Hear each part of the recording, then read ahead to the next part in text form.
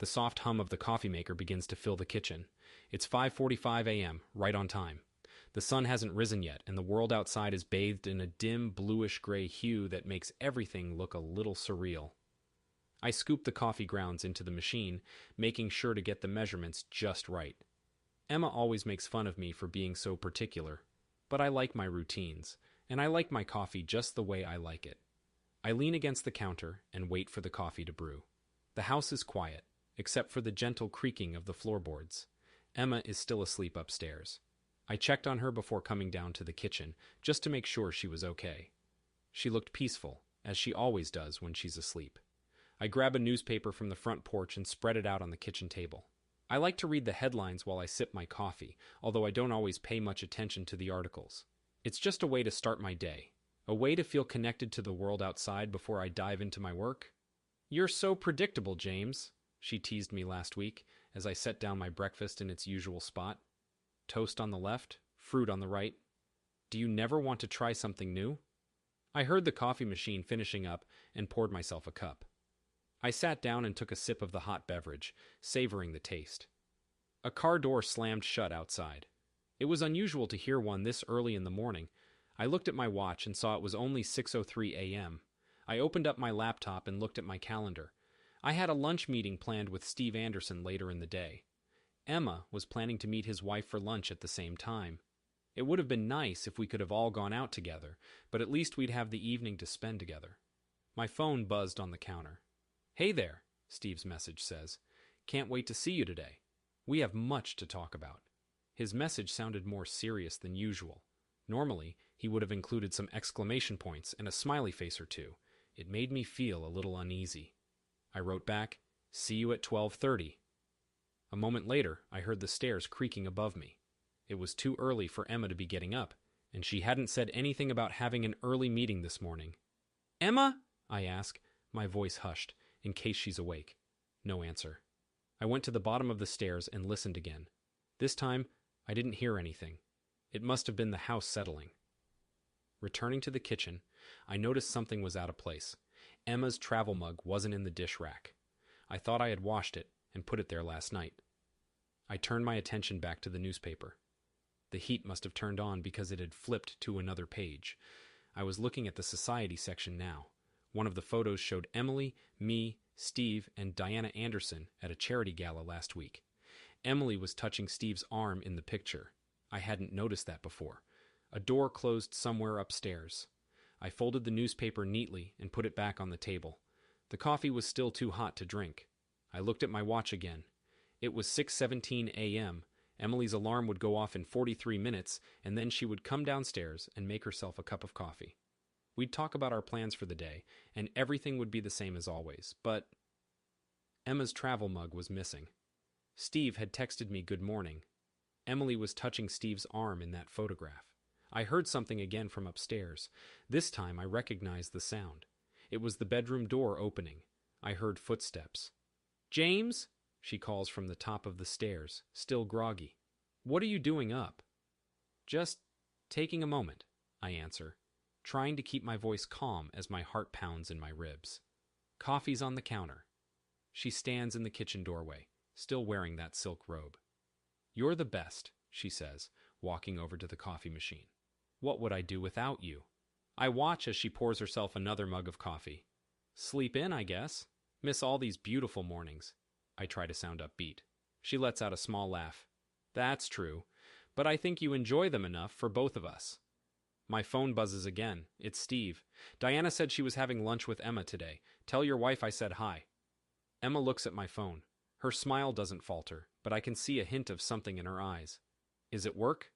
"Steve," I say. "Lunch." She took a sip of coffee and looked at me. "Oh, really? What about it?" "Time," I lie, impressed with how smoothly it came out. "You're meeting Diana for lunch today, right?" "Mm-hmm," she answers, staring out the window. "That new spot on 4th. But she may have to reschedule. She wasn't feeling very well yesterday." Diana had been at the office yesterday, dropping off some papers at Steve's desk. Another discordant note in the morning's symphony. "Hopefully," I say, closing the newspaper for the last time, placing the society page with the incriminating photo underneath it. It usually does, right? Emma's face in the window is still for a moment. Then she turns around and looks at me with the same smile that once made me fall in love with her. Of course it does, she says. That's what I love about you.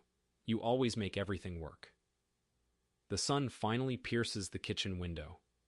In a couple of hours, I will meet Steve at the bar and grill, pretending that I don't know what I suspect that I know. Emma will be, well, I guess I don't know what she will be doing. Meeting Diana, maybe. But here we are, in our kitchen, drinking coffee, going through our morning routine, a normal, happy couple. And if the ground is crumbling under our feet, we don't let it affect our dance. I glance at my watch. It's 6:30. The day has officially begun, and with it my slow descent into the unraveling of everything I thought I knew about my perfect life. The rest of the morning passed in a blur of routine and normalcy. I washed the breakfast dishes, trying not to think about the uncertainty that lay ahead. Emma left the house to run some errands, and I watched her drive away from the study window. By then, the sun had risen completely, leaving me no place to hide from the reality I was about to face. It's later in the morning now. Emma left about 20 minutes ago to run some errands, giving me a quick kiss before she left. I'm sitting at my desk, trying to focus on work, but my mind keeps drifting back to what happened earlier. I'm about to close my laptop when I see a new email draft in the outbox. It wasn't there before. I hesitate for a moment, not wanting to invade Emma's privacy, but curiosity gets the better of me, and I open it. The email is addressed to someone named Michael. Michael, the weekend is arranged. I told James I'm going to Boston for a work conference. He never asks questions. Sometimes I wish he would, but then again, if he did, this wouldn't be possible. Being with you is the only thing that feels real anymore. The Metropolitan Hotel, room 1542, Friday through Sunday. Steve is going to cover for us with Diana. He owes me after I helped him out with the investors last month. I keep thinking about last time. Your hands on my... That's where it stopped. I had to read it 3 times before it sunk in. I must have read it wrong. But no, I hadn't. The clock in the hallway struck 9 o'clock. My teeth were chattering in my head. I was shivering. My phone dinged with a text message. It was from Steve. I didn't open it. I didn't want to see what it said. The door to the study opened and I closed the laptop quickly. Left my phone charger, Emma says, strutting across the room. I don't look back. Is everything all right? She asks, in that perfectly concerned tone that she's so good at. Yeah, I say. Just going over some paperwork for the merger. She goes to the desk, and the scent of her perfume is all over me at once. You work too hard, she says, resting a hand on my shoulder. I try to ignore the feeling. Someone has to do it. What do you mean? She says, a hint of anger in her voice. I turn to look at her, trying to understand the woman I thought I knew so well. Her blue eyes looked back at me, revealing nothing. Thinking about trust, I say, picking my words. How delicate it is. I think I see a brief flicker of something on her face, but it disappears so quickly I'm not sure if I imagined it. James, are you feeling okay? You've been acting weird since this morning. I get up to get away from her. Have I? I go to the window, observing our neighbor, watering his perfect lawn. Guess I'm just distracted. By the merger? She takes a step towards me, but not too close. By the truth, I say, the word like bile in my mouth. By how much we really know about someone. The watering can overflows and spills water on the concrete next door. James, seriously, Emma says. What are you doing? I turned back to her, faking a smile. Nothing, it's fine. Don't you have some things to pick up? She looks at me for a few seconds, still holding her phone charger. Yeah, I gotta go. Catch you later? You got it. Tell Diana I said hi at lunch. She hesitated. I will. I heard the door open and close behind her. Her car started and drove away. I slumped down in my chair. The laptop was still open. I read the draft one more time. It was impossible to forget now. I picked up my phone and texted back. Hey man, can't make lunch anymore, sorry. His response comes back right away. Everything okay? I almost laugh at that. Nothing is okay and nothing ever will be again. All good, I text back. Just have to take care of something real quick. I forward the email to my own address and then delete it from the drafts folder. I smile. Now I have proof of Diana's infidelity, but she won't know that I have it. I close the laptop. It's 9:30. Emma will meet someone in 3 hours. but it won't be Diana. What should I do with this? I sit down by the window and watch the water outside evaporate. It doesn't take long. The sun is shining, and it's a warm day. The water leaves nothing behind but a memory in my mind of what once was there. The room feels smaller now, more oppressive. For the past hour, I've been scouring Emma's laptop and phone, trying to find more evidence of her betrayal. I should have been getting ready for work, but instead, I'm playing detective in my own home. It wasn't hard to crack her passwords. She's not as clever as she thinks she is. Once I was in, I found a treasure trove of incriminating evidence. Her social media accounts were full of messages from various men, all of whom she'd been flirting with, or worse. There was Michael, of course, but also a man named Steve, whom she had been meeting for business lunches, and a guy named Tom, who had been sending her explicit photos. My phone buzzed again. It was Diana. "James, can we speak with you?" I wonder if she knows. "Not right now," I text back. "Why?" "No, but it's nothing urgent." I stop to consider telling him about the email, but decide against it. One thing at a time, I think. There are a few more meetings on her calendar, I notice, and I see that they coincide with other hotel charges on our credit card. But they aren't all at the same hotel. That's weird. I check my watch and see that it's 10:45 a.m. According to her calendar, she's at another meeting at a cafe nearby. I decide to go there and see if I can catch her, and if she can tell me what this is all about. The cafe is 15 minutes away, not far from the gallery where she claims to work. I pull up outside and park across the street, looking in the front window, but I don't see her. "Are you searching for someone?" I was startled by Diana's voice, realizing she was standing right next to my car. "Hop in," I say, unlocking the passenger side door. She got into the car and said, "I assume you know." "Steve?" "Him, and a few others." She's scrolling through her phone. "I've got all the texts. It's been going on for months. Where they met up, which hotels, all the bullshit." I choked up, my voice trembling as I spoke. "Why didn't you tell me? Would you have believed me?" She laughs. And I needed evidence, something more than a hunch and a bunch of circumstantial bullshit. A few minutes later, I saw a familiar car pulling up outside the cafe. It was Emma's car, but she wasn't alone. Michael Reynolds got out of the passenger seat, and they walked into the cafe together. "Huh," Diana mutters. "That's different." "No, it isn't. Look at your phone." She did. I had forwarded her the email draft. "The Metropolitan, room 1542. That's the same hotel Steve said he was going to for that conference next weekend." Sounds like a real shindig. We see Emma and Michael sitting at a corner table. "What now?" Diana asks. "Now we follow them, each and every one of them, and we write down what we see." She looked at me, a bit perplexed. "That's not like you, James. What about your routine?" "Routine passed away this morning at 6:17 a.m., I say, turning on the ignition. "Let's try something different." We followed them to another hotel, the Crescent, and Diana got a picture of them going in together. I looked at Emma's location history on her cloud account, and it showed all the places she'd been to recently. "Check this out," Diana says, indicating a common spot. "The boathouse at Riverside Park, Tuesday afternoons." When she's supposed to be teaching an art class, it dawns on me. That's when she sees Steve. "And likely does a lot of other things," Diana says bitterly. "They think they're so smart." My phone buzzed with another text message from Steve. "Are you sure you can't do lunch? I need to talk to you about the merger." I showed her the message and she typed a response for me. "Sorry, can't. Can we rain check?" Something came up. "He'll think something's up," I protest. "Yeah, good. I want him to worry." We spend the next hour mapping their patterns, cross-referencing dates and locations. "James," Diana puts a hand on my arm. "What are you trying to do here?" I watched as the two of them exited the hotel together and noticed they were kissing each other goodbye just a little bit too long for it to be a business meeting. "Justice," I say, my voice more clinical than I'd intended. "The truth is important." "The truth is messy," Diana counters. "Complicated. So is betrayal." Emma drove off, back to her gallery, and Michael watched her leave, adjusting his tie. "Follow her?" Diana asks. "Him? No, not yet.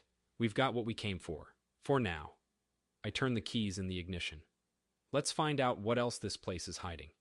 We drive back to my house in silence. The grandfather clock in the study chimes 1 o'clock as we enter the room.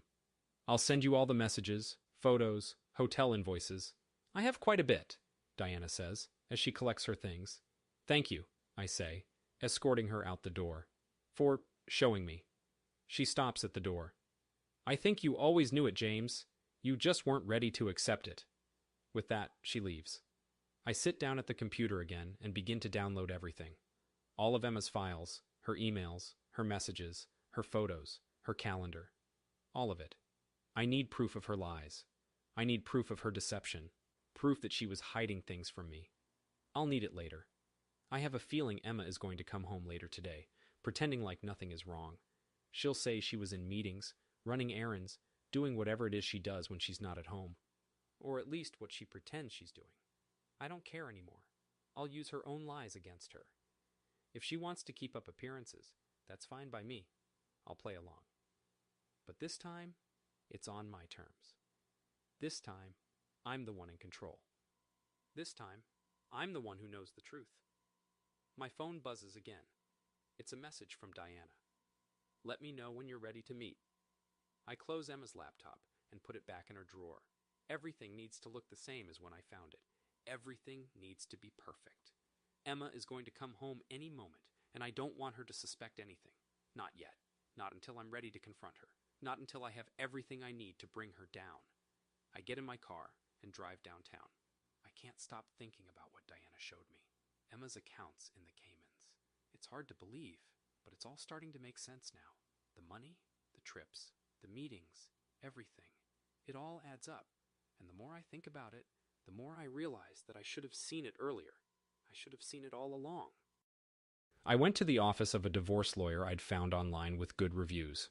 The office was on the 15th floor of a skyscraper in the downtown core of the city. A receptionist escorted me to the office of Sarah Harrison, who looked like she was doing well for herself. Emma would have loved this view, I thought bitterly. Mr. Mitchell. Harrison stands up from the desk behind her, offering a hand. Please take a seat. I sit down and put my briefcase on the desk in front of me. She shuts the door to her office, leaving us alone. I hear you're looking for a lawyer for a sensitive matter, she says, walking back to her desk. That's right. I open up my briefcase. Though sensitive may be putting it lightly. I pulled out the first folder, which contained printed emails and text messages, hotel bills. You did your research, she says, glancing at the front page. I like to be prepared. Me too. She makes eye contact with me. What can I do for you, Mr. Mitchell? I think about Emma, out there among the millions of people surrounding us, probably at her gallery or with another man. I want her to lose her home, I say, her friendships, her status, the lifestyle she's made for herself. I want her to be exposed and humiliated. Harrison smiled faintly. Scorched earth. Can you do that? She lays the papers out in front of her. With this much evidence? Very possible. She points to a hotel receipt. The Metropolitan is a popular choice. 2 men there. Steve Anderson, a colleague from work. Michael Reynolds, an art dealer. And you have evidence of both affairs? I took out my phone and showed him a video Diana had sent me. It showed Emma and Steve sneaking into the boathouse and coming out 40 minutes later looking disheveled. There's more, I continue. Photos, videos, bank statements. Diana Anderson, Steve's wife. She's been collecting evidence for months. Harrison raised an eyebrow at that. So, Mrs. Anderson is aware of your intentions then? We both want the same thing. Justice. She leaned back, looking at me with the steepled fingers. You better be careful about that, Mr. Mitchell. Revenge can be a tricky business. You're not doing this out of spite, right? I ask. You're doing this because it's the right thing to do? Sure, she says. She picks up a notepad. Do you have a prenuptial agreement? No. We didn't have much when we got married, so we didn't think we needed one. That's good. It means we have more leverage. In this state, adultery is a big factor in the divorce settlement, especially with this much evidence. I feel a lump in my throat. I want it to be public, not just in the court documents, but in our circle of friends. She's made her entire career on relationships and reputation. That could be arranged, Harrison says. The smile on his face is predatory. But it won't be pretty. It's already not pretty. She pulls out a folder.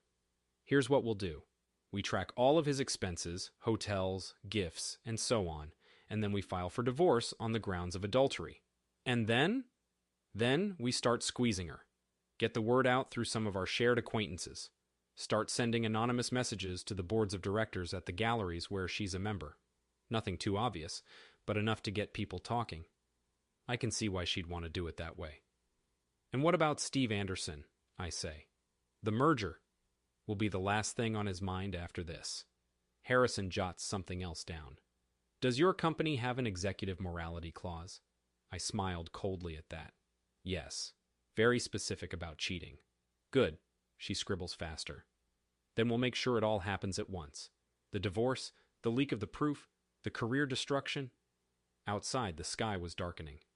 How long? I asked. To do it right? 2 weeks, maybe 3. She looked up. Can you keep things together until then? I thought about Emma and the way she lied to me this morning. Yes, I'm very good at pretending. Good.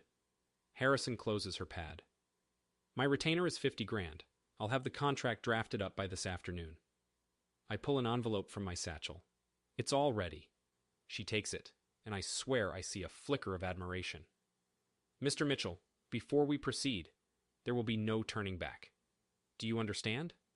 I picked up the briefcase and started putting all of my evidence back into it. At 5:45 a.m. this morning, I brewed coffee, same time I do every morning, and Emma came downstairs at 6:17, silk robe and a web of lies. I look at Harrison. I'm sure. All right. She stands up, offering her hand once more. Welcome, Mr. Mitchell. Let's get started, shall we? I walked outside and felt the pitter-patter of raindrops hitting the pavement. Checking my phone, I saw there were 3 missed calls from Emma and 1 text message. Dinner tonight? I have some big news to share. I smiled and responded, Sure, I'll be there. Looking forward to hearing the news. The rain continued as I drove home, and I prepared for the storm which was about to come. I spent the afternoon getting ready for my guests and for the dinner party, picking out appropriate wines, cheeses, and a few other things. By the time 6 o'clock rolled around, the rain had stopped, the clouds were clearing, and the sun was beginning to set. At 7 o'clock sharp, the first guests began to arrive. The rain has stopped, and there's a strange clearness in the air that often comes after a storm. I'm in the kitchen, transferring money to an offshore account on my laptop while listening to the muffled conversations from the dinner party we're hosting on the other side of the wall. I can hear Emma laughing. Want some more, James? Catherine Miller, our neighbor, says as she comes into the kitchen, holding out a wine glass. Sure, I say, trying not to act suspicious as I shut the laptop. What do you think of the new cab? It's delicious, she says, leaning against the counter as I pour her a glass. But I must admit, I'm surprised Emma is serving wine from the private collection. She usually keeps these bottles reserved for special events. I wait a moment before answering. Yeah, she's been a little sporadic, I guess. She raised her eyebrows slightly. Oh, what sorts of things? She asked as I passed her the drink. Oh, you know, I said. Getting home late from the gallery, taking suspicious phone calls, stuff like that. Well, I'm sure he's very busy with his art, she said, but she seemed less sure than before. Yeah, I grabbed my own glass. Say, how do you like Tom's new security system? Oh, it's great. The cameras catch everything. Everything, I asked. I was thinking about getting one myself, just in case. Oh, I see. She looks over at Emma in the living room, surrounded by our friends. Tom could give you a referral, she tells me, if you want to work there. I'd like that. We returned to the party. Emma was talking about her new gallery, wearing the blue dress I had given her for Christmas. She didn't look at me when I sat down. James, honey, she says in her sweetest tone, why don't you tell them about the lovely restaurant we found downtown? What restaurant? I say, playing dumb. The one that's near the Metropolitan Hotel? She grips her wine glass a little tighter. David Wilson looks up from across the room. No, the new one on 4th Street, Emma corrects herself. Where I had lunch with Diana last week. Right, I say. Diana was sick that day, wasn't she? Everyone looks at each other and shivers. Maybe it was a different day, Emma laughs. Things have been pretty hectic. That's right, Catherine chimes in. James says you've been working really late at the gallery. Yeah, Emma responds. Client dinners. And hotel stays, I say into my wine glass. David hears me. I spend the rest of the evening planting small seeds of doubt in everyone's mind, mentioning Emma's business trips to Sarah Peterson, who I know is on several charity boards with her, or talking about the importance of separate bank accounts with David. By 10 o'clock, the seeds had been sown. What was that? Emma asks, as soon as the door shuts. What was what? I start cleaning up the wine glasses one by one. You know what? The things you were saying, the way you were looking at them. I was just being friendly, hun. Isn't that what you want? She follows me into the kitchen. James, do you want to talk about it? There's nothing to talk about. I stack a plate in the dishwasher. Diana might have something to talk about the next time you guys go out to lunch. I turned to look at her, and she was watching me with those cold blue eyes.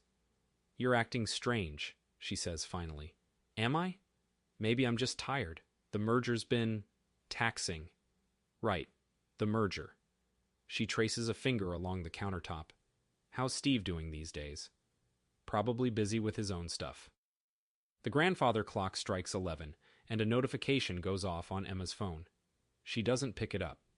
Heading to bed, she says. Don't stay up all night with your budgeting. I watched her leave.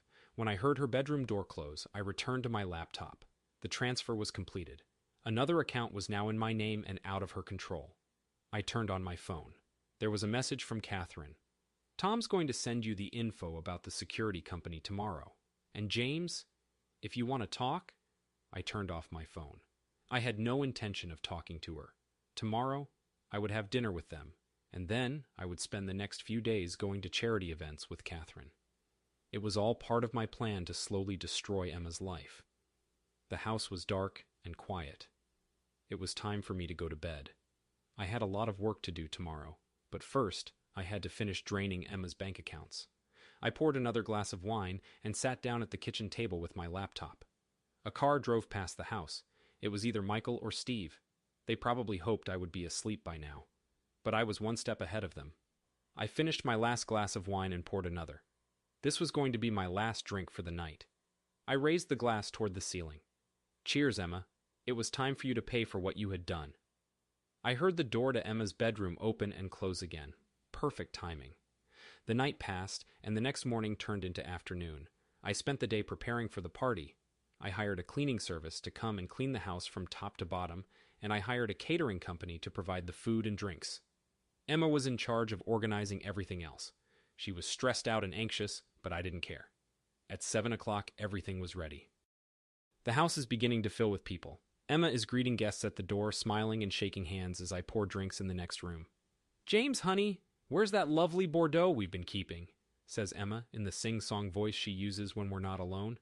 Bottom of the third rack, I say, already holding the bottle. I thought we were saving it for a special occasion. Isn't this special? She says, beaming from the doorway. I read the label. I guess we should open it up before someone else does. She looked a bit taken aback by that. What do you mean by that? Nothing at all. I pick up the corkscrew. Just talking to myself. The doorbell rings again. It's Steve and Diana Anderson. I hear Emma's excited greeting, the air kisses, the small talk. Diana comes into the kitchen first. Wine? I ask, raising the bottle. I'd love some. She drops an envelope on the counter behind her clutch. Steve's wound up tonight. Oh yeah? I say, filling her glass to the brim. Work trouble? She takes the wine, holding my hand a moment too long. And a package he got this morning. I hear Steve laughing. Then Emma's voice. You want to go in? Diana asks, heading for the door. I grabbed the wine and followed her, seeing Steve and Emma taking their usual spots in the living room. James, you have to tell everyone about that funny misunderstanding at the Met last week, Emma says. The room goes quiet for a second. What mix-up would that be exactly? I ask, pouring drinks with careful intent. There seems to be a lot of them lately. Really? Catherine asked, intrigued. Yeah, what's up? Emma chimes in, eager to change the subject. We just had a mix-up with our reservation. Room 1542, I repeat with a smile. That's an oddly specific room number to remember. Steve's envelope crumpled a little in his hand. Emma's laugh was a bit forced. No, sweetheart, You must be mistaken, she replies, but I see the alarm in her eyes. Am I? I turn to Catherine. So, Kath, how's that article going? The one about some of our well-known community members and their nocturnal pastimes? She raises her eyebrows. I didn't know you were such a big fan of my column, James. I've been getting really into paperwork. The conversation broke up into several small, awkward groups. Steve read his envelope and his face went pale. Diana watched him with a satisfied smile. Refill, anyone? I ask, making my rounds. Emma, honey, you're looking a little hot. How about some water instead? I'm okay, she says curtly. Just a little warm. It's, quite a night, isn't it? Yes, it is, Diana says. Things can get pretty heated sometimes, can't they?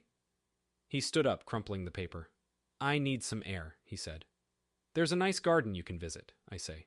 Just be careful not to get caught on those new cameras. The resolution is really good. Emma dropped her glass of red wine, spilling it all over the beige carpet. She stood up and tried to clean it up, but it was no use. Oh no, Catherine says, pulling out her phone. That's a shame. It happens, I tell her, as Emma is now desperately trying to clean her carpet. If you can't get the stain out in time, it becomes permanent. The rest of the night goes downhill from there. The party ends early, and the last few guests leave at around 10 o'clock instead of midnight. Steve storms out, and Diana leaves just a few minutes later. She gives me a hug on the way out and whispers, "Thank you," in my ear. Eventually, it's just Emma and me left alone in the house. What was that? She asks, the mask falling away. I picked up a few half-empty glasses and put them on my serving tray. Just a dinner party, my love. Not quite as successful as your other recent endeavors, I'm afraid. What's wrong with you? She says, trailing me to the kitchen. You've been acting strange. Yeah, I say, carefully putting a plate into the dishwasher. I guess I'm not the man you thought I was. Must be scary. Her phone begins to go off in her purse, and I see her expression change. I'm going to sleep, she says, and begins to climb the stairs. Good night, I say to her. I've heard that the mattresses at the Metropolitan are very comfortable. She pauses, then quickens her pace. I can hear her door closing a bit too hard. I continue cleaning up alone. While doing so, I check my phone. Diana confirms that Steve reacted just like I hoped he would, and Catherine asks me if we can have lunch tomorrow to talk about a mutual friend. The trap was set. Now, all I had to do was wait for the prey to realize it was caught. The rest of the night I spent moving my pieces on the board, all while preparing for work tomorrow. I didn't get a single minute of sleep, but at least I managed to make sure everything was ready to go. At 9 a.m. sharp, I was at the office, ready to take care of business. Emma opened up the gallery at the same time, and I wouldn't miss it for the world. I keep a close eye on the security feed on my tablet. Emma is in her office going through the mail. There, she's pointing. He's right on time. She reached to pick up the envelope. Sound? I say. Harrison swipes across her iPad. Emma gasps. Pictures of her and Thomas Reed, the gallery's lead curator, in intimate situations, hotel receipts, text messages, a complaint to the board of directors. Who? Emma says in a whisper, and we can hear it through the feed. Her phone rings, startling her, and she sees it's the HR director from the gallery. Right on time, Harrison says. Emma hesitated, but then picked up. Hello? Mrs. Mitchell, can you come to the conference room? There's something important we need to speak to you about. Okay, sure, I'll be there in a few minutes. She quickly picks up the photos, fumbling with them in her nervousness. Panic attacks are such a pain in the ass, Harrison says matter-of-factly. I lean back in my chair and watch as her world falls apart. The board meeting's at 2, I say. That should give them enough time to go through all the information. Even the details about the gallery finances, particularly those. Emma gets up from her chair and straightens out her skirt. She looks at herself in a hand mirror and puts on her best face. My phone vibrates. Diana. Steve is in a meeting with the board of directors. It's happening.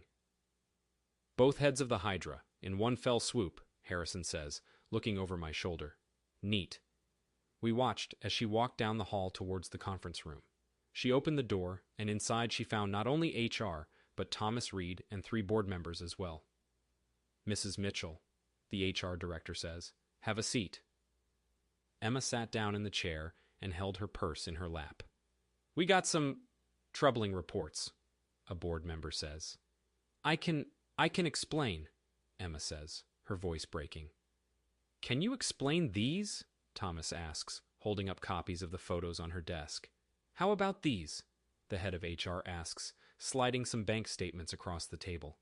Emma's breathing grows more erratic. She clutches at her throat. I need some water." "What you need," the chairman of the board interjects, "is an excellent lawyer." A moment later, my phone buzzed with a new text message. "Catherine Wilson. Story breaks tomorrow. Front page of the society section. Sure you don't want to comment?" "No commentary," I respond. The reality says it all. She was crying now, trying to explain herself. "It's really not what it looks like." "That's not what this says." The HR director cuts me off. "Please, I worked so hard to make this gallery a reality." "With whose funds?" Another board member slides more papers over. Harrison muted the feed. "Phase 3? I nodded, brought out my phone, and wrote a text to Emma. "Lunch at the Metropolitan. Room 1542 is vacant." We could see her read it, visibly shaken by the realization of just how much we had seen. "Your wife has great lungs," Harrison says, as Emma screams silently in the conference room. She always did have a flair for the dramatic. "Mr. Reed," the HR director says, interrupting Emma's meltdown, "would you please take Mrs. Mitchell back to her office to gather her personal effects? Security will be standing by." Emma stood up on wobbly legs, tears streaming down her face. "Please, I have to. You don't know." "We know enough," the chairman states. I followed them on the camera, watching as they walked down the corridor. Emma tripped a little and put a hand out to steady herself against the wall. "Watch out, baby," I say to her. "Those Louboutins are tricky." My phone is vibrating constantly now. Messages from friends expressing shock and sympathy, invitations being canceled, charity boards asking her to step down. "I think we're past the point of no return now," Harrison says. When she arrived at work, security was already waiting for her with boxes in hand. "How long do you think before she knows?" "That I set this all up?" I look at my watch. "It'll be a while. We want her to simmer for a while." In the video, Emma takes a seat once more, looking at the blank spots on the walls where the paintings used to be. She appears to be having trouble breathing. Then my phone rings. It's her.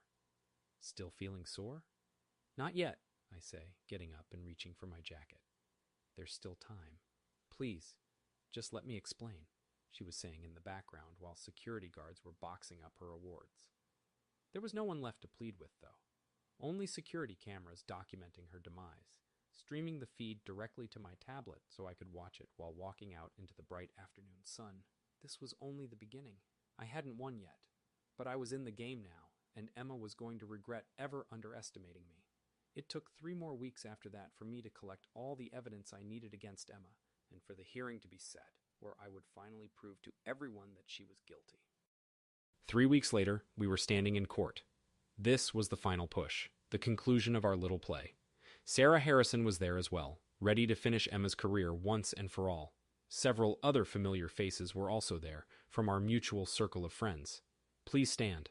A moment later, the judge came in. We all stood up, and then Emma walked in. She didn't look like herself. Her clothes were a little baggy, and she had dark circles under her eyes, which were only partially covered by makeup. She looked at me for a brief moment and then sat down next to her lawyer. "Please be seated," Judge Matthews says. "We're here today for the Mitchell versus Mitchell case, number 2024 CV 4892. She stood up. "Sarah Harrison for the plaintiff, Your Honor." "For the defense, Bernard Walsh," Emma's lawyer says next. He sounds like he knows he's going to lose. The trial starts. Harrison introduces evidence of Emma's infidelity. "Your Honor," Harrison says, motioning toward her first witness, "I'd like to call Diana Anderson to the stand." Diana stepped up to the stand, dressed in a smart navy blue outfit. She took the oath, looking confident. "Mrs. Anderson, what happened on March 15th? "I saw Mrs. Mitchell arrive at the Metropolitan Hotel with Thomas Reed at around 2:15 p.m., Diana says. "They left 3 hours later and went their separate ways." Emma shifted in her seat, clinging to the edge of the table. "And you think this wasn't a one-off occurrence?" Harrison asks. "No. I recorded meetings on March 22nd, April 3rd, and April 12th. Different men, same scenario. Walsh got up. Objection, Your Honor. Speculation about what these meetings were about. Actually, Your Honor, Harrison replies, I have security footage from the Metropolitan of Mrs. Mitchell's, behavior. She watches for a while, and the look on her face turns cold. Objection overruled. Proceed. The morning goes by as every piece of evidence is brought up, and every lie Emma has told is uncovered. Catherine Wilson tells us about conversations she overheard at charity events. David Wilson shows us financial records proving that Emma embezzled money from the gallery. With each revelation, Emma breathes a little heavier. Her lawyer objects more and more. Your Honor, Walsh tries, my client's indiscretions are irrelevant to... Mr. Walsh, Judge Matthews interrupts, your client's deceit is very relevant to the distribution of assets. Continue, Miss Harrison. He held up another envelope. I'd like to enter into evidence emails between Mrs. Mitchell and various associates, discussing the deliberate manipulation of gallery accounts. Emma gasped. No, she says, then louder. Those were private... Mrs. Mitchell, Judge Matthews interjects. Please restrain yourself. Emma's shoulders droop, resigned to her fate. Her lawyer looks at the emails and sinks in his chair. Your Honor, Walsh is saying. Can we have a short break? Yes, 15 minutes. The room slowly clears out, everyone leaving in a hushed murmur. Emma stays in her seat, looking down at her hands. James, she says as I walk by. Please. I stopped, hesitating. The truth stings, doesn't it? I whisper to her, almost as much as betrayal. We go over our next steps in the corridor. Through the windows, I see Emma sitting by herself inside the courtroom. Her lawyer has left to make some phone calls.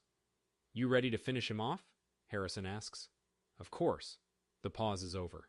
Judge Matthews is back. She looks like she has made up her mind.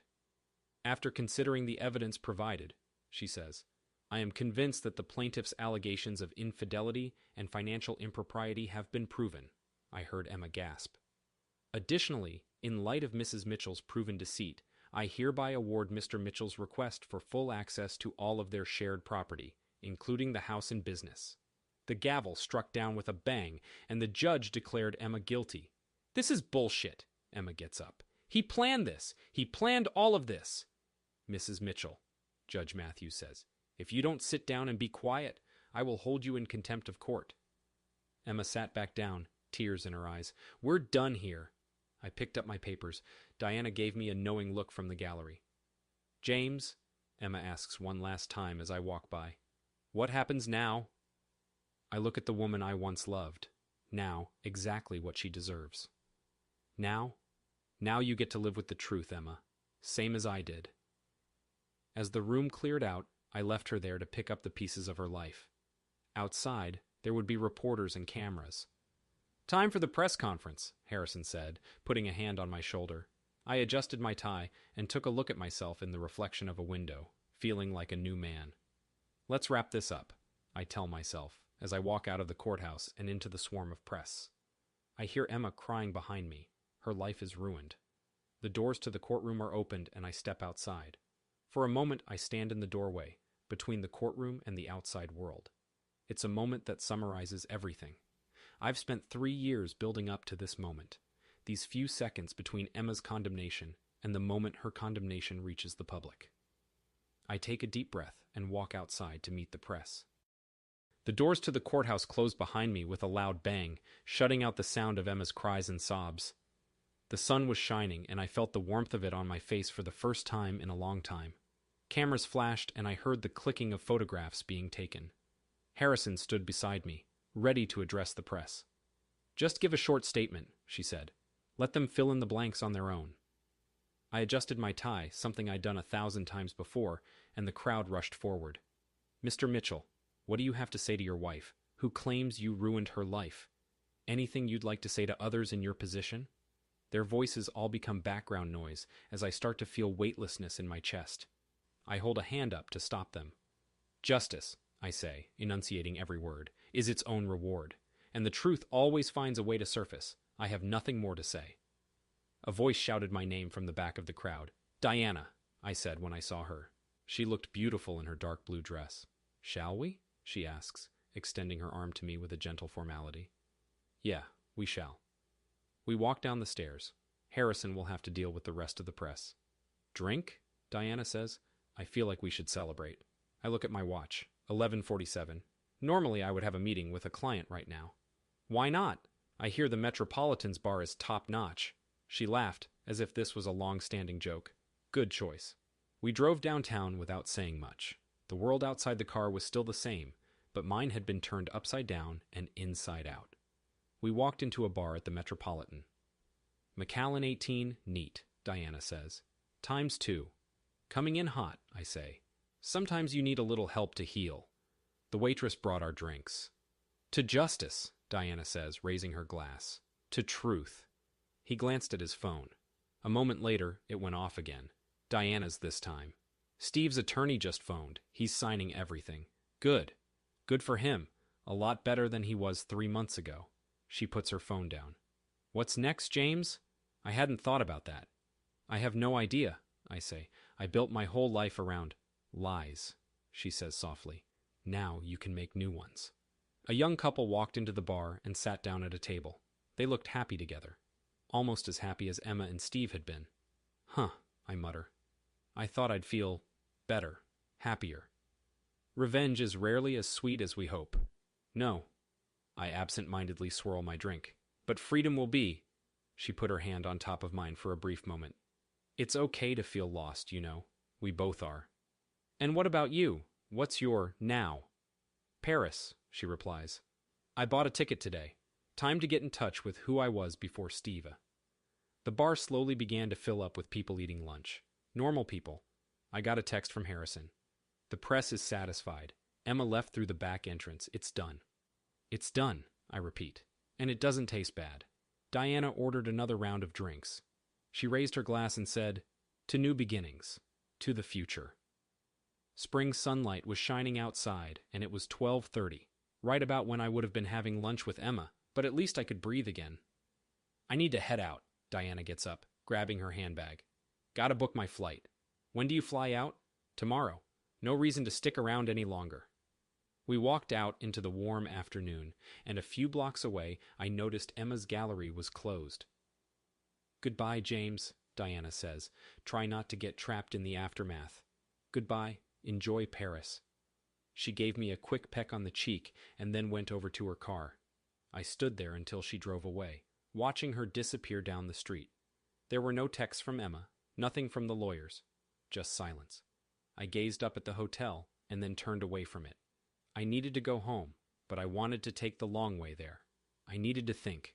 I needed to clear my head. I needed to start over. When I got into a cab, I told the driver to take me all across the city. I would have him drop me off at home eventually, but I needed to take a long detour first. I'm driving home from work, but it's strange to see everything in broad daylight. I'm used to driving the same route early in the morning when I leave for work, not the other way around. I drive past the same old places and landmarks, places where Emma and I used to hang out. A cafe here, a park over there, an art gallery further down the street. I let the memories come and go and make room for new ones. I haven't gotten a single text since I left the Metropolitan. It feels like the calm after a storm, like everything is as it should be. The other cars on the road don't know it, but my story is coming to an end. I turn onto the street where I live, and soon I see my house in front of me. Emma's hydrangeas are still in the driveway. I stop the car for a moment and look at the house. I've been here plenty of times, but now it's different. Now it's mine. A neighbor waves at me from her garden. James! It's a beautiful day, isn't it? Perfect day for a fresh start, Margaret. She gave me a look of understanding and nodded. You deserved better than her anyway. We all said that. My garage door opened with the push of a button, and I was relieved to see her car wasn't parked in my spot. Everything looked neat and organized. The way it should be. The way I liked it. I walked inside the house and was happy to find it cool and quiet. No blaring TV from upstairs. No footsteps in the hallway. No excuses about why she had to work late and couldn't make dinner. After pouring myself a scotch on the rocks, I sat down at the kitchen table and looked at my phone. The woman from the newspaper had texted me, and I opened the message to see what she wanted. Everything will be in tomorrow's paper.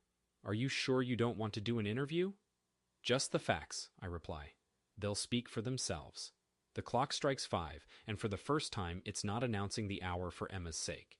I pour myself a glass of scotch and walk through the apartment, making a mental list of all the things I need to get rid of, all the art I need to replace, and all the walls I need to repaint.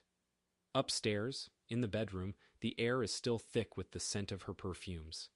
I open a window to let some fresh air in, hoping it will be enough to get rid of her scent. I open her closet. It's empty. Another text message. Let's finalize everything tomorrow. Can you do 9 a.m.? Sure, I reply, sitting down in my usual unopposed spot. I poured myself a glass of scotch and watched the neighbors go about their lives. Kids called inside by their parents, dogs being walked, sprinklers watering the grass. People going about their day, not knowing that my life was just beginning anew. Diana texted me a little while later, saying she was boarding her flight. Safe travels, I say. Paris is fucked. The sun is setting in the distance, and I walk through the house, turning on all the lights. I look at the laptop I left in Emma's drawer. It doesn't matter anymore. I don't need any proof now that I've won. The doorbell rings. I wasn't expecting anyone. I look through the peephole and see Catherine Wilson, the reporter. James, I know you're in there. One quote. That's it. I don't respond. Okay, she yells out. But I did give you first right of reply.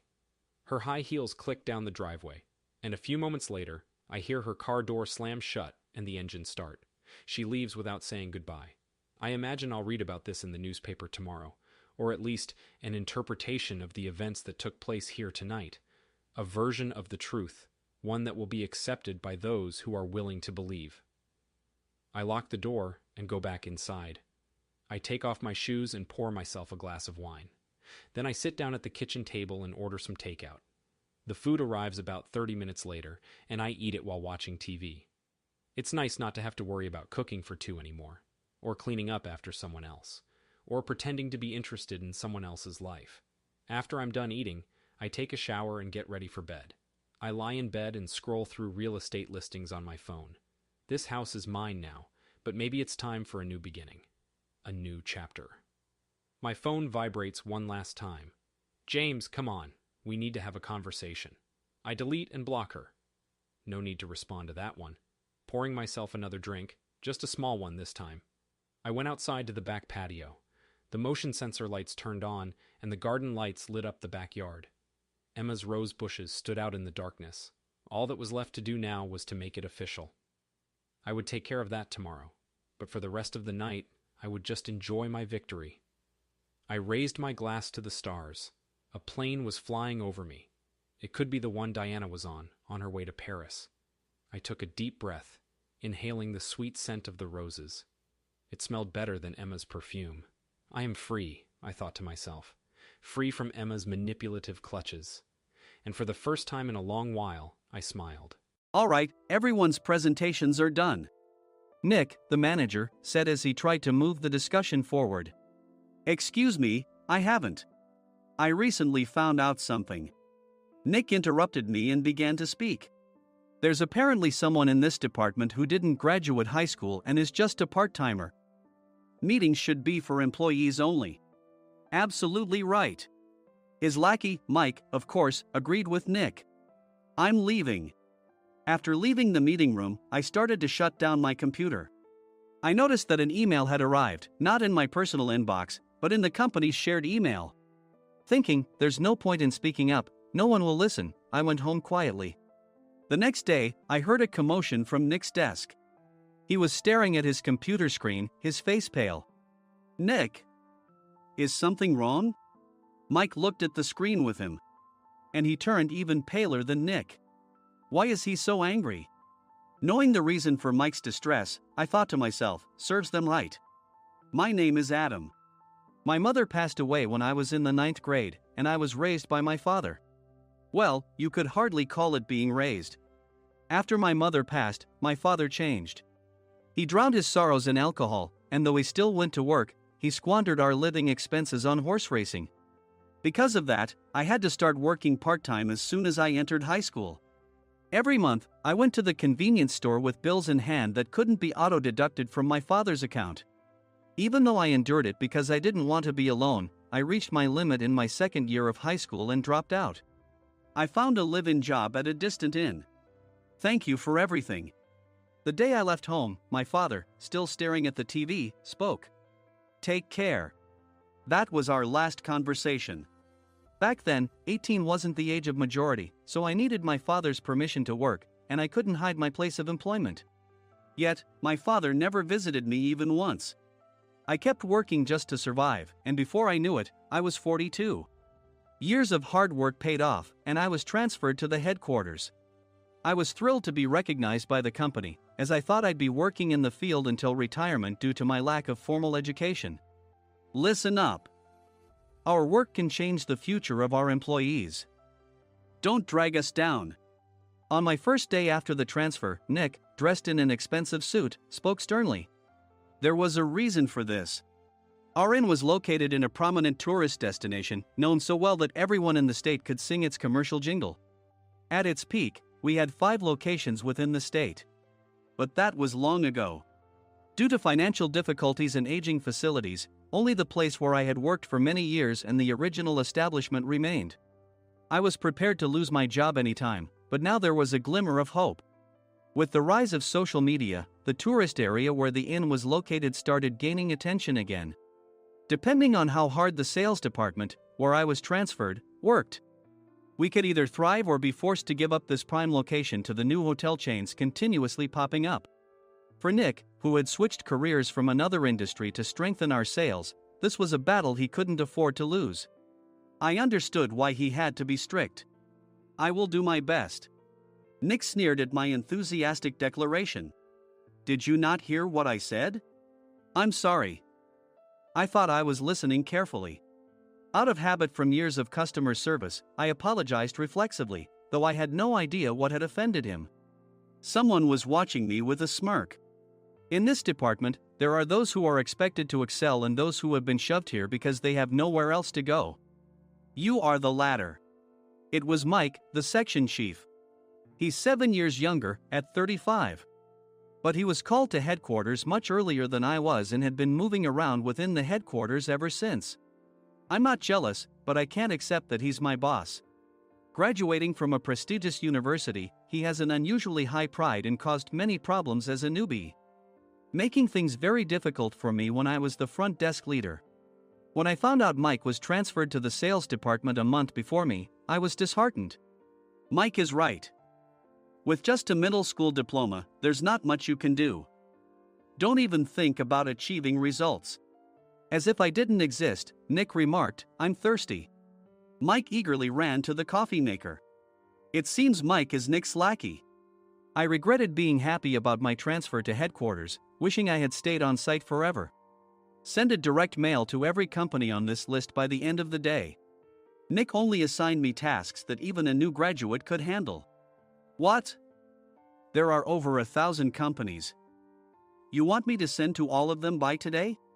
Yes, if you and your fellow misfits split the work, even those with nowhere else to go should finish by today. I glanced at the employees typing away expressionlessly. They were worn out from customer service, only thinking about leaving on time, or were women reassigned after having children, with zero motivation for work. Even Sam, a new graduate from the same university as Mike, who was supposed to be among the expected achievers, had no enthusiasm for the job, having joined the company wanting to do customer service. I don't care what they say, I plan to quit any time, he said. Only Nick and Mike were highly motivated, making all the decisions between the two of them. I originally only wanted to work at the inn to survive and had no particular attachment to this job. I swallowed my words, thinking I had no right to reprimand them. About a month after the transfer, Nick told us with a frustrated look. To commemorate the 50th anniversary, we've decided to create a plan exclusive for one group per day. Originally, Mike and I were supposed to come up with it, but our president, Mr. Thompson, insists on hearing everyone's opinions. So, you all get a chance. As Nick explained, Mike began handing out prints. Make sure not to embarrass Nick. If your ideas are half-baked, you'll have to redo them. It seemed that they had printed his handwritten notes by Mr. Thompson, which included several questions and a section for free responses. It made sense why Nick had to seek our input, given that all responses had to be submitted to Mr. Thompson. We were given a week to think about it, and a meeting was scheduled to compile our ideas. My plan is to let guests enjoy both the old and modern America. Nick began the presentations. Guests would watch a master confectioner at a nearby traditional sweet shop make sweets in front of them. The welcome drink would be premium tea in a bottle. Nick's plan was certainly attractive. After his presentation, Nick called on us to present in the order we were seated. Just as I stood up for my turn. "All right, everyone's presentations are done." "Excuse me, I haven't. I recently found out something." Nick interrupted me. "There's someone in this department who didn't graduate high school and is just a part-timer." He was likely talking about me. I joined the company as a part-timer and was made a full-time employee when I turned 20. That was 20 years ago, so Nick and Mike probably had no chance to know until recently. Meetings should be for employees only. Absolutely right. After that, Nick kept creating opportunities to solicit everyone's opinions, purposefully excluding me from speaking. The meeting unexpectedly heated up and went past the scheduled end time. A few people asked to leave, and the discussion continued with the remaining few. "Still here?" Normally, you'd leave in that situation. Though I had no attachment to the job initially, hearing kind words from customers made me want to make them happier. For someone like me, with nowhere to go, the inn was my home and customer service was my life. I felt pathetic about my current self. "I'm leaving." I left the conference room and started shutting down my computer. I noticed an email had arrived, not in my personal inbox, but in the company's shared email. Thinking no one would listen to what I had to say anyway, I quietly went home. The next day, while preparing the DM as instructed, I heard a commotion from Nick's desk. In his haste to stand up, he hit his knee on the desk. He stared at his computer screen, his face pale. "Nick! What's wrong?" Mike, thinking he should be the first to rush over, approached Nick while still wearing his coat. He peered at the screen with Nick. And he turned even paler than Nick. Why is he so angry? Who is responsible for this company? Nick, more irritated than ever, asked, and Mike answered without checking. "Probably Sam." Sam wasn't there because he was attending a morning training session for new hires. Nick gave up on getting angry and returned his gaze to the screen. They were looking at an email that arrived right after the end of the working day yesterday. Apparently, no one, including me, had checked it before leaving. The email was from a large company that used us for their annual employee trips. The president and executives of that company also frequently used our services personally. President of the company, Mr. Mason himself, had declared that neither he nor his company would ever use our services again. Well, some companies cancel their employee trips or stop using our services due to financial struggles. Let's just move on. Mike kept wiping the sweat from his forehead with a handkerchief. Knowing why Mike was so agitated, I quietly watched their interaction. "Do you know how much revenue we get from that company? We can find other guests to fill the rooms, but we'll lose the banquet costs, gift shop revenue, rental car fees, and more. Moreover, the gifts were supposed to be prepared by the traditional confectionery shop involved in Nick's proposed plan. If it's known that we incurred such a huge loss at this critical time, Nick's position in the company would be jeopardized." Nick took a deep breath, seemingly trying to calm himself. "All right, Mike. Go to New York right now and apologize to Mr. Mason." "What? You're coming with me, right? I have urgent work to do." "I trust you, which is why I'm entrusting this to you." "Please." Mike, believing Nick's sincerity, agreed with a determined look on his face, saying, "Yes. That's Nick for you." Even if Mike went to apologize, Nick would shift all the blame onto him if the client didn't change their mind. Well, it was Mike's fault to begin with, so it served him right. About 3 hours later, Sam answered a call from somewhere and repeatedly apologized, saying, "I'm very sorry." Everyone watched to see what was happening. After ending the call, he informed Nick with a weary tone. When Mike arrived at the client's company, he only made things worse, further infuriating Mr. Mason. He was demanding, "Get his boss here immediately." It was no wonder Sam was exhausted, dealing with such a call right after returning from training. "What is that idiot doing?" "All right, Adam, you're coming with me. If sacrificing Mike didn't work, then I must be next." Normally, I'd want to refuse at all costs, but I saw an opportunity in this situation. If I can be of assistance, I'd be happy to join you. I obediently followed Nick, and we flew to New York. When we introduced ourselves at the reception, it became clear how serious the situation was, as the receptionist personally escorted us to the president's office. Angry voices leaked through the door, making both Nick and me uneasy. "Excuse me. I'm Nick, the supervisor. I understand my subordinate has caused you trouble, and I deeply apologize." Nick, with his experience in the corporate world, knew enough to offer an apology before excuses. However, his customer service skills left much to be desired. I sighed as I saw Mike trembling like a small dog in the corner of the room. "What kind of training are you giving your subordinates?" Mr. Mason glared at Nick with a red face.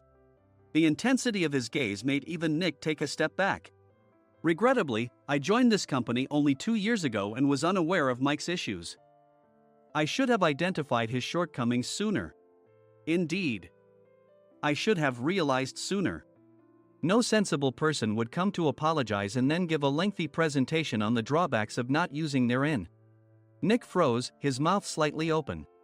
Suspecting the worst, I picked up the documents that had fallen to the floor. It seemed Mike hastily prepared these documents on the plane, listing the disadvantages.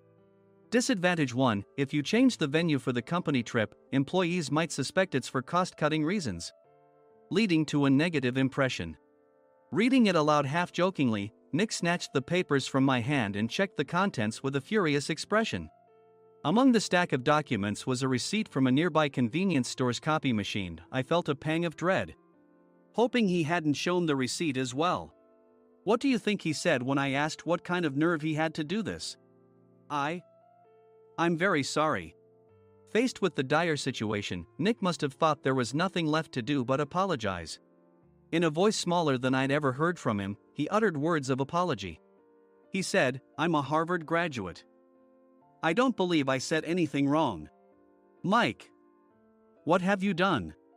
Forgetting his plan to pin the blame on Mike, Nick yelled loudly, even in front of Mr. Mason. "I didn't do anything wrong." "You're still saying that? Look at him." Mike pointed at me with a shaking hand. "I was assigned to headquarters in my 20s and now I'm a section chief. This guy only made it to headquarters at 42. Everything I've done proves I was right. So why are we losing the contract?" Having said his piece, Mike collapsed to the floor. "Of course. You were sent there because you had nowhere else to go." Mike never expected to hear such words from someone he looked down upon. He lunged at me, and Nick hurriedly stepped in to stop him. "Mr. Thompson told me Mike is a quick thinker, and to take good care of him." There's no way he was pushed aside. "Don't make things worse here." "He didn't say quick thinker, he said only quick-witted, didn't he?" I don't remember that part." I recalled the many troubles Mike caused when he was a newbie. When Mike was on the front line, his pride was so high that he never apologized to customers. Customer service, especially in our job, doesn't work alone. It brings both good and bad situations. If the front staff or housekeepers made mistakes, or the cleaning company didn't properly clean a room, one had to apologize to the customers regardless of personal fault. Mike, in such situations, would never apologize, insisting he wasn't at fault. This often angered customers, and as the front desk leader, I frequently had to apologize on his behalf. He caused complaints and disrupted operations, which is why he was quickly moved to headquarters. In departments where he didn't interact directly with customers, his quick thinking was beneficial and things went well. But it seemed his flaws were starting to show. Corporate reservations are supposed to be entered into the system by the sales representative. But a quick check yesterday revealed that more than 10 items were missing from the client's reservation. The handover document clearly stated what needed to be prepared. Why didn't you enter it into the system? Why do we have to give them special treatment? Filling rooms near the banquet hall, setting up all the food in advance. Specifying the brand of wine, they're too demanding. No wonder he always angered customers, I thought, feeling a headache coming on. Grouping them in rooms near the banquet hall is for our benefit too. It makes it easier for the staff to set up beds and serve breakfast since everyone's schedule is synchronized. As for the other requests, Mr. Mason suggested them to lighten our load. I didn't know that. Nick finally seemed to realize that Mike was the one who had angered the client. What did you say to them? I just told them we wouldn't give them special treatment anymore. We shouldn't waste effort on things that don't bring in money. I was utterly exasperated at his lack of understanding of customer service. Of course, we shouldn't comply with unreasonable demands. But carrying over successful practices from past stays makes customers feel remembered and enhances their experience. Good memories encourage repeat visits. That's part of our job. I looked down at Mike, who was sitting on the floor. In our job, nothing is a waste. Mr. Thompson likely moved you to the sales department, hoping you'd finally understand this. How do you think he feels now that you've failed to meet his expectations? Mike, tears in his eyes, fled the president's office. I was amazed he still hadn't apologized. You have it tough, Adam. It's okay, we're all employees of the same company. I deeply apologize for this disrespectful incident. Especially after all the care you've shown us. If it weren't for you, Adam, I really would have stopped staying here. When I heard you were moving to the sales department, I was willing to reconsider if you handled it. Seeing us talk so amicably, Nick's face contorted. Do you two know each other? Adam's service is excellent. I always requested him specifically. Normally, we don't accept specific staff requests, but we made an exception for Mr. Mason, adjusting my shifts accordingly.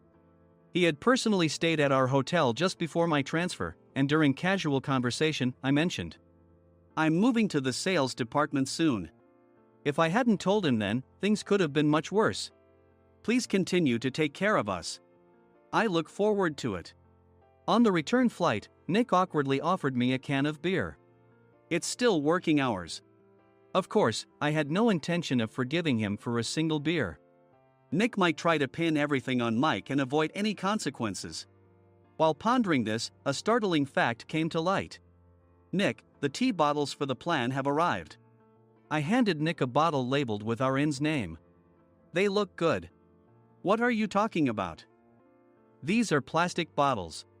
I had assumed we would use the trendy, high-end bottling tea. But what arrived were ordinary plastic bottles of tea with customized labels. The only unique aspect was the label, which had the inn's name, making it look customized. Upon further investigation, I discovered that a substantial amount of money was set to be paid to the tea company. It was priced like bottling tea. Does this plastic bottle really cost $100 each? The tea inside is specially blended for us. The extra cost is for that. Wouldn't it be better to use another tea company? Or is there a specific reason we must use this one? As Nick continued to make excuses, I showed him a printed email. I informed the tea company's president, Mr. Mitchell, that we discovered irregular payments and he confessed.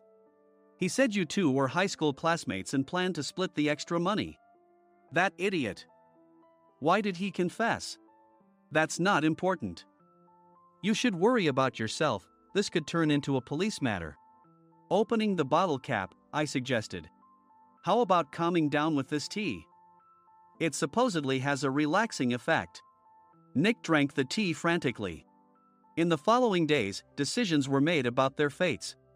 Mike was reassigned to the General Affairs Department, with no chance of transfer or promotion, as per Mr. Thompson's orders.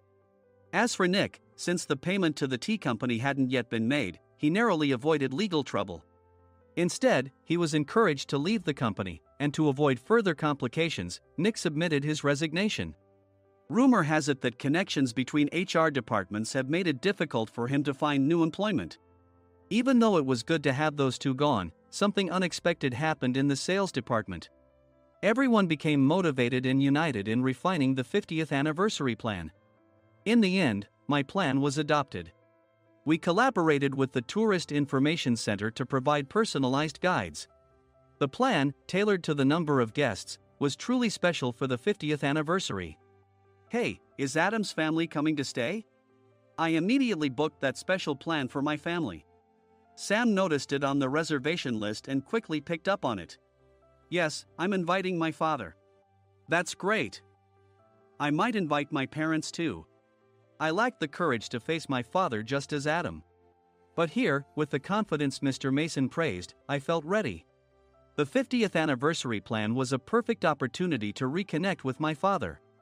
I hoped to bring back the days when we could laugh together as we once did.